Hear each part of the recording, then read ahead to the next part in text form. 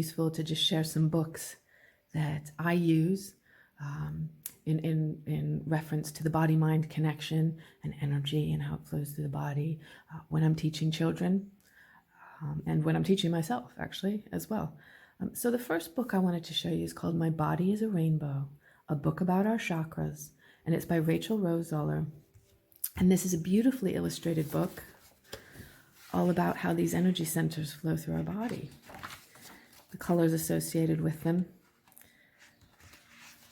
And if we just have a look here, so this says, my yellow solar plexus chakra is above my belly button.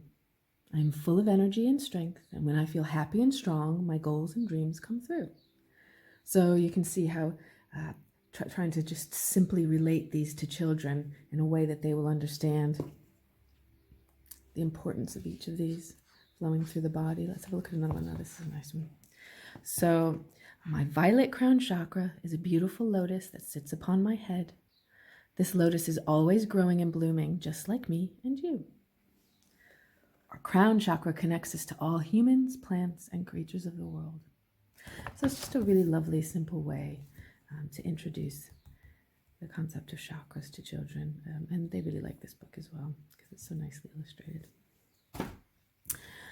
The next book is called Your Fantastic Elastic Brain, Stretch It and Shape It by Joanne Deek. And this gives a really nice introduction to the brain and how it works and all the parts of the brain.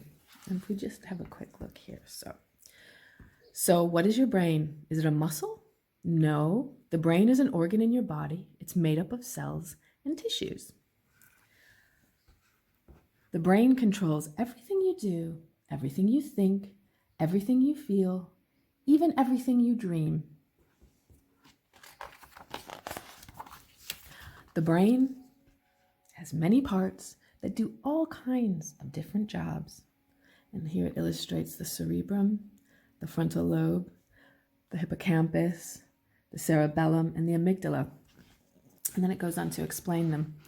So the cerebrum is the largest part of your brain. It helps you think and speak. The cerebellum is a small part at the back of your brain that helps your muscles to coordinate your movement and your balance so that you can walk, ride a bike, or play tag.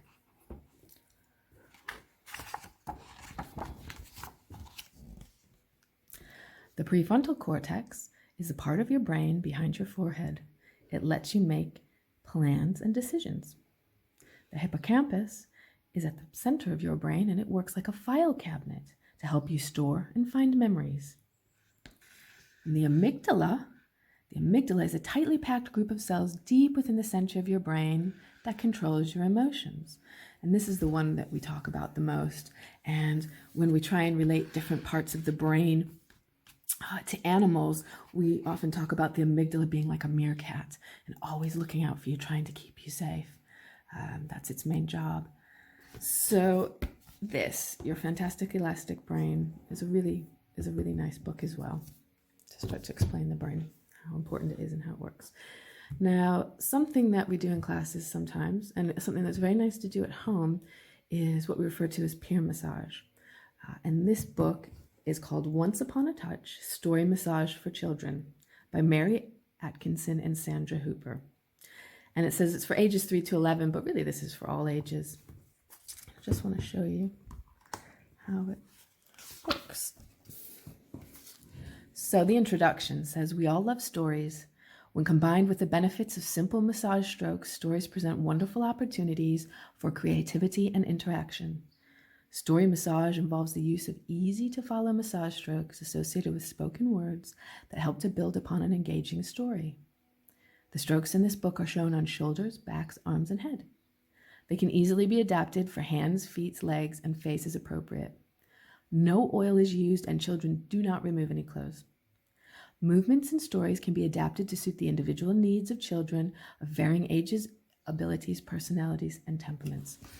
And what it has is just a series of really easy to understand movements. So this one's called the drum, and it says, with both hands held in loosely clenched fists and with hands moving one after the other, gently drum all over your partner's back.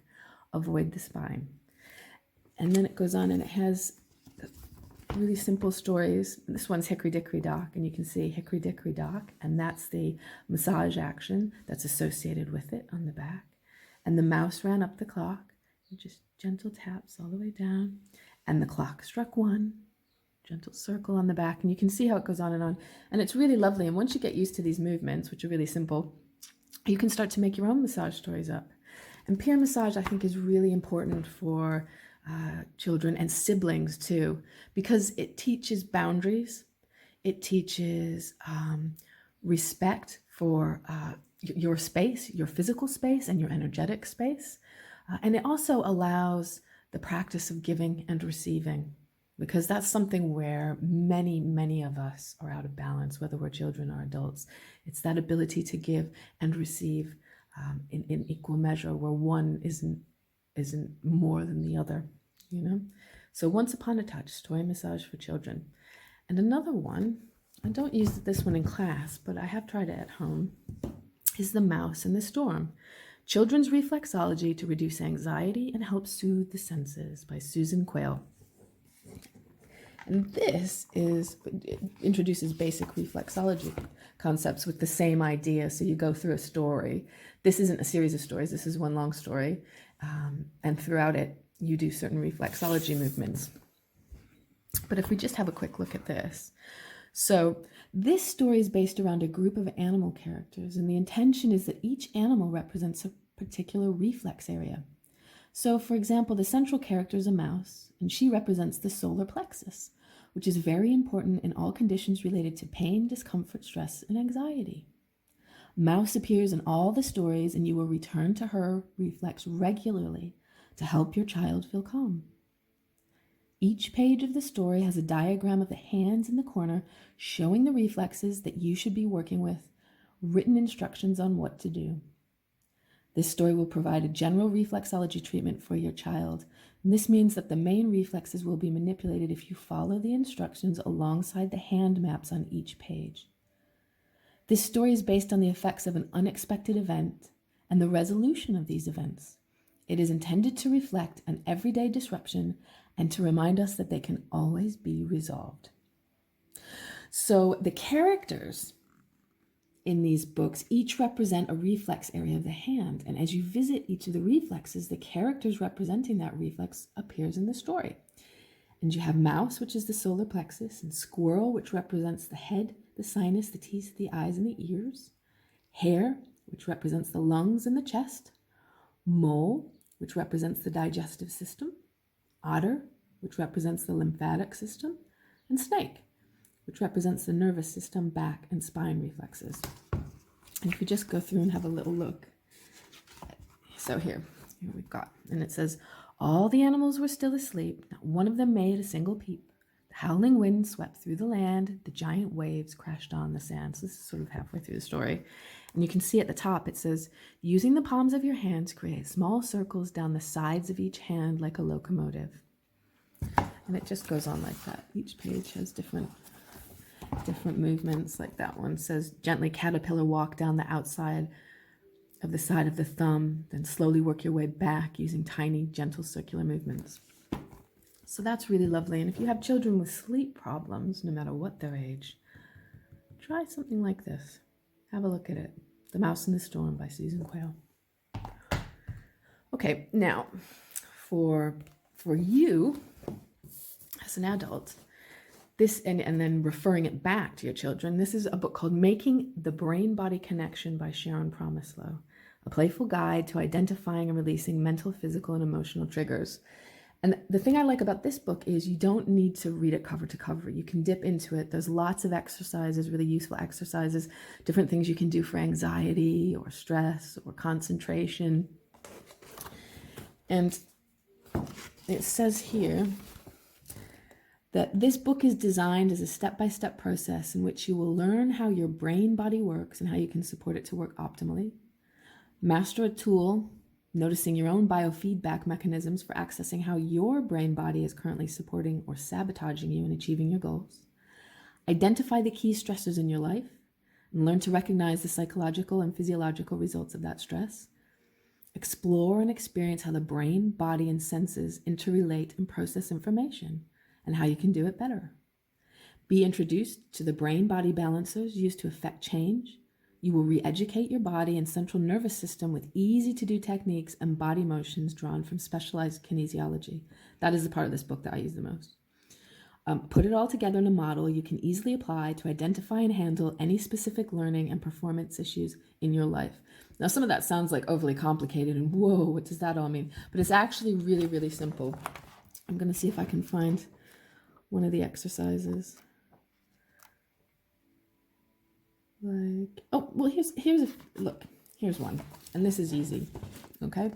So it says palming. Whenever your eyes get tired or blurry, rub your hands together to warm them, and then cup your palms over your closed eyes to block out light and help stimulate blood circulation. Let your mind and optic nerve relax. Then visualize a flower or natural scene to reactivate your creativity, your creative pictorial brain hemisphere. Hum or think of music. See how relaxed your eyes feel in a few minutes. This activity is particularly useful when working on computers. Many vision therapies, if not all, use palming. Okay, palming, and we know we can use that palming just to calm us and bring energy back into our head. There's a few more as well, which are really good. Well, here's one. Rub out tension and headaches, and it shows these different points in the body. It says tension headaches are often caused by emotional stress, weakening the front neck muscles, which in turn cause back neck muscles to overcontract. To rebalance this blocked body energy, get friendly with these Touch for Health neurolymphatic massage points. If they are sore, rub them gently, increasing the pressure until the soreness abates. And it shows you the front points are under the clavicle or collarbone, halfway between the breastbone and the tip of the shoulder. The back points are just where the neck meets the skull on either side of the top of the vertebrae. And the leg points are known to relieve headaches due to toxicity. To find these important acupressure points on the gallbladder meridian, stand up and let your arms fall to the side of your thighs. With the middle finger of each hand, probe for a sensitive point as low as you can reach on the side of the leg without bending. Okay? Go for tenderness. If you do not find tenderness, more often the case with men than women, be glad and stimulate the massage points anyway. Massage for 7 seconds, release for 7 seconds, and then repeat. So it's really easy. You're massaging these points 7 seconds, let go, 7 seconds, repeat, and again, and again. And there's loads of things like that in here that you can do with kids as well. And they're really easy, and they're easy to remember as well. So you don't need to keep going back and referring to once you started it. That's making the brain-body connection. Okay? Sharon Promislow. The next one is the tapping solution for parents, children, and teenagers.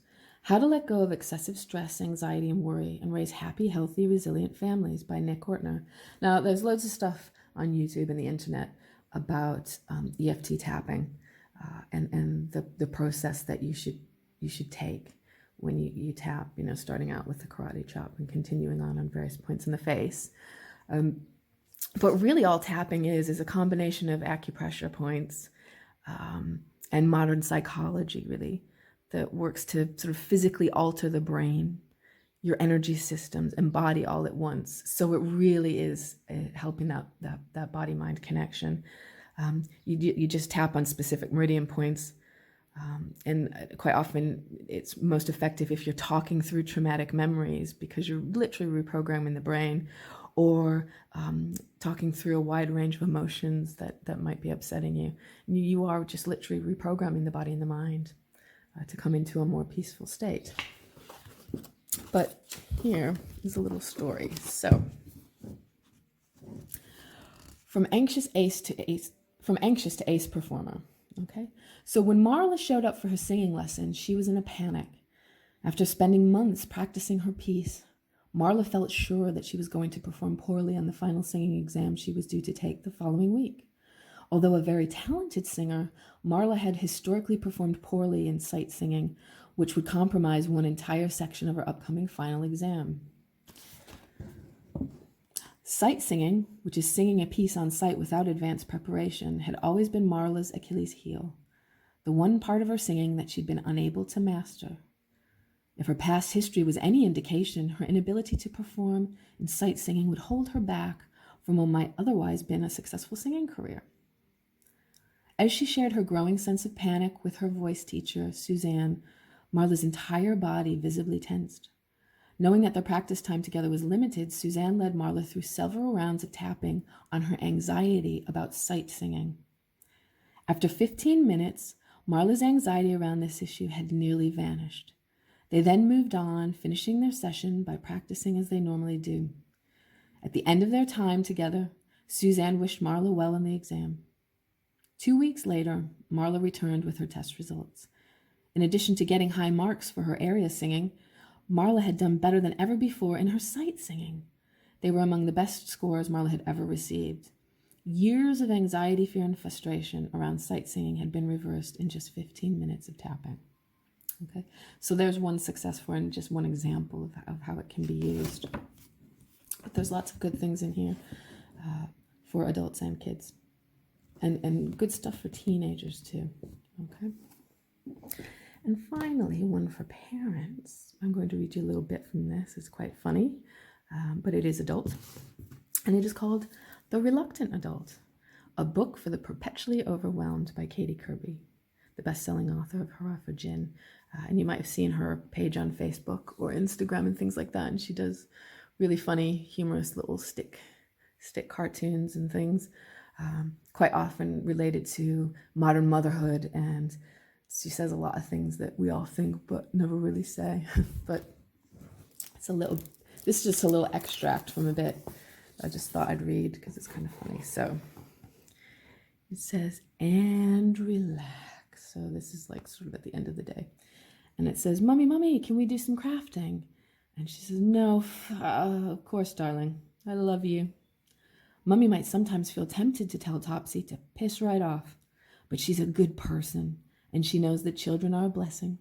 So instead, she takes everybody to Hobbycraft and spends 137 pounds on glitter glue. Later on, to thank her for her generosity, Topsy throws Mummy's expensive perfume out the bedroom window for fun. It's now 7 p.m., which is the twins' bedtime. Mummy breathes a sigh of relief. She's been so patient and kind all day that we mustn't begrudge her looking forward to getting the children to bed. Unfortunately, instead of going to bed, the twins choose to spend 2.5 hours dicking about. When they do finally make their way upstairs, there is an exciting revelation. Oh, Mummy, just remembered, we have a school project due in tomorrow. Yes, we have to make a 3D model of the Taj Mahal. Oops, silly us. Bollocks. The twins would love to help Mummy, but it is now 9:37 p.m. and they are very tired from all of the dicking about. Daddy would love to help Mummy too, but he is busy finishing off an important work presentation. Instead, he pops in every 20 minutes to get another beer and offer some constructive feedback. I love my life, thinks Mummy, as she attempts to fashion the dome out of Mueller Crunch Corner Pots. Mummy finally crawls into bed at 2:37 a.m. She's exhausted, but thankful. Always thankful. At 3:48 a.m., Tim wakes up in a pool of piss. I just couldn't be bothered to get out of bed. That's okay, honey pie. Accidents happen. At 4:47 a.m., Topsy wakes up because she's been having a nightmare about the whole family getting chopped up by a huge machete-wielding bunny rabbit. That was so scary, I don't think I'll ever sleep again. At 5:25 a.m., the twins wake up for the day. Mummy has had approximately 18 minutes of sleep, which is fine. It's just fine, isn't it? But she's feeling a wee bit tired, so instead of making them their usual organic goji berry granola, she gives them the iPad and a packet of Kit Kats for breakfast. It's a one-off, okay? So you get the gist of this book, but it's quite good, and it has bits about Christmas and shopping and going out with the mums, and it's definitely worth a light relief. The Reluctant Adult by Katie Kirby. Okay? So I hope that was useful, and we'll see you soon.